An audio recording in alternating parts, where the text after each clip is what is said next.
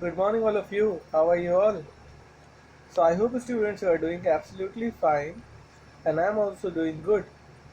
So, students, as you can see, the heading of this page, it's written Amanda.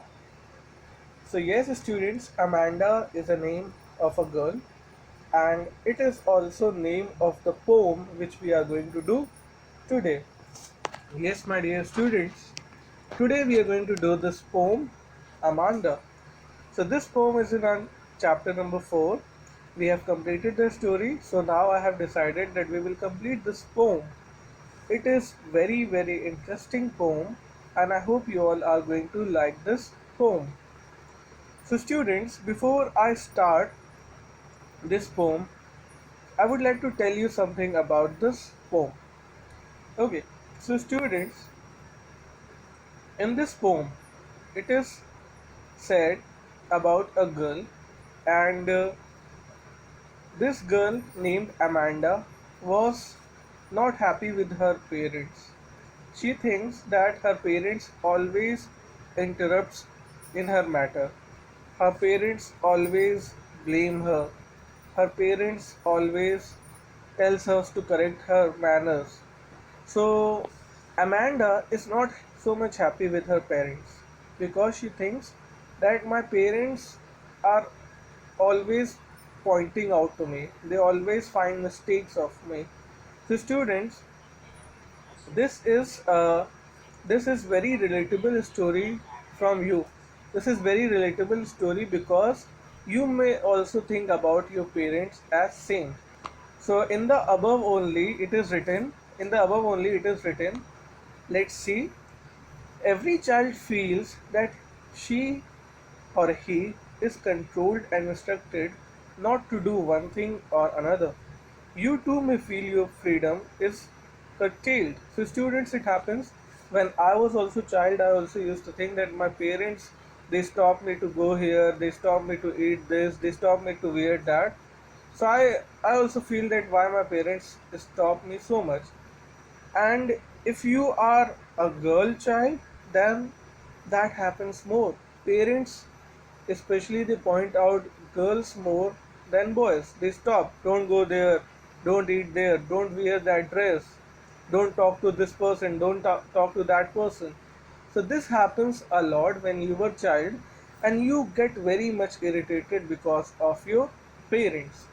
So same is the same with this girl Amanda, who is very much disappointed by her parents. She thinks that it is fine to have no parents than to have parents who always point us. So students, here next is written, write down some of the things you want to do but your parents or elders do not allow you to do. Okay, so students, you can also write something which you want to do but your parents doesn't want you to do. Okay, sometimes your parents are right. In fact, most of the time your parents are right, but as we are so young to understand their feeling, we think they are wrong. So here also in this poem we are going to read about Amanda. I told you Amanda is a girl whose age is around 13 to 14 years old, and in this poem her mother, we do not know exactly, but we can guess that her mother is pointing out again and again. Okay students, I would like to tell you one more thing, because you all are also must be feeling like Amanda, because your age is also around 14, 15 or 16. So you all are teenagers, and at this stage lot of secretion happens in our body. In your biology, you may have studied, this is the time of puberty. So a lot of hormones get secreted, and that's why we want some freedom. Many students, many children, they want freedom. They think that now I have grown my mustaches, now I have beards, I can make my own decisions. I don't need interruption from parents. So that happens with most of us. From point of time I also thought that now I am young, at the age of 15 I can take my decisions. So but I was wrong. So this poem is also about this. I'm going to explain this poem line by line, and I hope you will enjoy it. Please listen to all my words carefully. There are some difficult words also in this poem. I hope you will all enjoy this. So, the first stanza of the poem is this: don't bite your nails, Amanda. Don't hunch your shoulders, Amanda. Stop that slouching and sit up straight, Amanda. So, students, first line and lots of commands from mother. Amanda, don't do this. Amanda, don't do that. So, Amanda's mother is telling Amanda to do not do these things. First thing, do not bite your nails. So yes, students, if you also have a habit of biting your nails, I also say don't bite your nails. Don't hunch your shoulders. Hunching your shoulders means some people they sit like this. Okay? Can you see this posture? Like shoulders are like very down. So this is hunching your shoulders. Stop that slouching and sit up straight. Some people always sit like this. Okay, they do not sit straight, they sit like this. So, but we should sit like this, straight, straight. The posture should be straight. So, Amanda is slouching, she is sitting like this. So, that's why mother is saying, Amanda, don't slouch, sit up straight. Okay, so students, this is the first stanza, and then after that, you see something is given, second stanza is given in brackets. Again, one stanza, and again, something is given in brackets.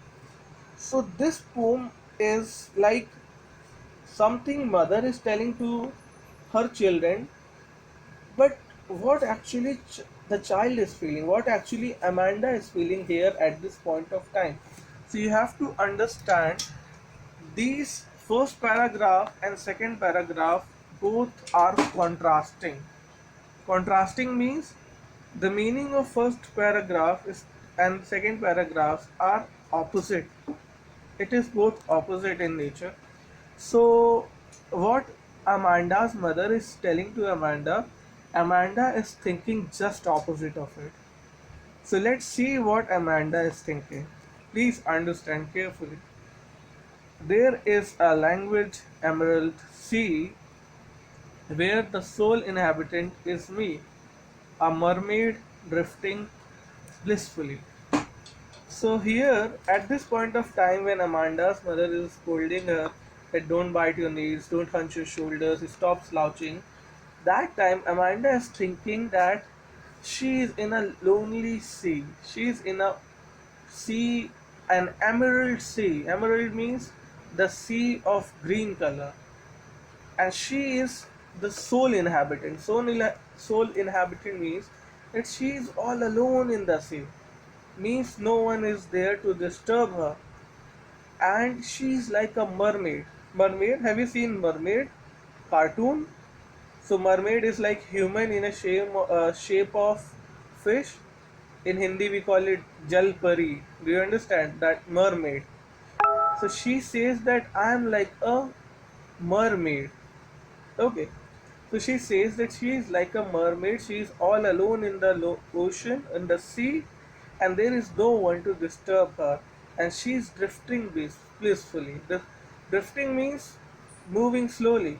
So she is with the big waves of sea. She is moving slowly and blissfully. She is very much enjoying. She is enjoying her life, and there is no one to interrupt in her matters. So she thinks like that. See, here mother is telling so much, giving so many instructions, and Amanda is thinking she is all alone. There is nobody to tell Amanda anything. So opposite, so contradictory.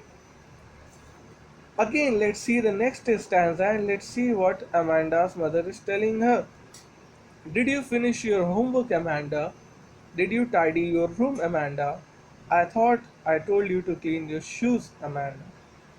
So Amanda's mother is asking Amanda that Amanda, have you completed your homework? Have you cleaned your room? Tidy means to clean your room. And I think you have to clean your shoes also. So Amanda's mother is reminding Amanda because in your age, the age between 13 to 15, children do not like to do their own work. They become quite lazy, or they think that it's fine, I should not do this kind of work. So that's why your parents always tell you, they interrupt you, they point you out to do your work. Same here in this case of Amanda. Amanda's mother is saying that, Amanda, have you completed your homework? Amanda, have you cleaned your room? Amanda, and have you cleaned your shoes? But at this point of time, let's see what Amanda is thinking. She is out of the world, she is thinking something else. I am an orphan roaming the street. I pattern soft dust. Sorry for this. I am an orphan roaming the street. I pattern soft dust with my husband bare feet. The silence is golden. The freedom is sweet. So at this point of time, here it's saying that she says that I am orphan. Orphan means that there is like, you all know the meaning of orphan, someone who doesn't have parents. So she says that I am like orphan. I have no parents to interrupt me, and I am roaming on a street freely. I am going here and there on the street. There is no but they want to stop me. I pattern soft dust with my hushed bare feet.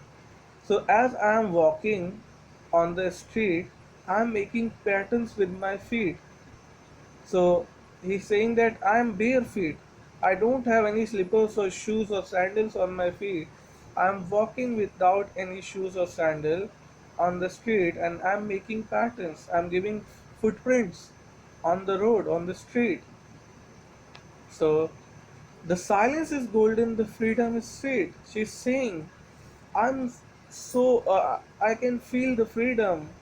There is no one. I'm orphan. My parents are no more, and I can take my own decisions. I can walk wherever I have to walk. I can go wherever I have to go, and I can do all I want to do because there is completely silence. My mother, see, in the above stanza, her mother is giving so many instructions, but below, Amanda's thinking that she is all alone. So she's saying silence is golden and freedom is sweet. She says silence is golden. So when nobody interrupts us, we feel very good. And whatever we want, if we can do that, we feel so good. So that happens here. Now let's see in the next stanza. Don't eat chocolates, Amanda. Remember your acne, Amanda. Will you please look at me when I'm speaking to you, Amanda? So once again, Amanda's mother is telling Amanda that, Amanda, you should not eat chocolate so much. Amanda, do you remember about your acne? So acne means sometimes there are pimples on our cheek. That thing is known as acne when you have very oily skin. In fact, I also have oily skin. So in my teenage time, when I was teenage, I had a lot of pimples on my face. So that happens when you have oily skin, especially you are a teenager, you have lots of pimples. So Annie's mother is saying that, do you remember about your acne, Amanda? Will you please look at me when I am speaking to you, Amanda? Sometimes it happens that our parents say something that, Raj, don't go there, Ravi, don't go there, Sam, don't do this. And we do not take care of our parents, especially when our mother says something, we do not make eye contact with parents. So that's why Amanda's mother is telling to Amanda, Amanda, you should look at me. Always look at me when I talk to you. It's very bad behavior. You should make eye contacts with your parents. Now again let's see so beautifully, like, Amanda's mother is giving her instructions, but Amanda is daydreaming. She is somewhere else. Let's see what she thinks. I am Rapunzel. I have not a care. Life in a tower is tranquil and rare. I'll certainly never let down my bright hair. So in this paragraph, there is a name of a character, Rapunzel. So Rapunzel is a character of a fairy tale story. In this character, Rapunzel is like a fairy girl who has long hair, and she was kidnapped by a witch, and witch takes that girl to a lonely lighthouse or a tower. And then from that lighthouse, whenever Rapunzel, she has a long hair, she falls her hair from the tower and the witch comes. So you have to understand, try to search something about Rapunzel, you will understand her picture and all, it will be more clear to you. So Rapunzel is a character who was kidnapped by the witch. So Rapunzel has no parents now. Rapunzel was all alone in a tower, but whenever she puts her hair down, the witch comes. But here she is saying that I am a Rapunzel, I have not a care, life in a tower is tranquil. Tranquil means so silent and rare. Nobody gets a chance to live in a tower all alone. It's rare. And I'll certainly never let down my bright hair. So she's saying that as Rapunzel puts her hair down so that the witch come, I will not do that mistake. And I will live alone in that castle. I will live alone in that tower so that nobody will ever disturb me.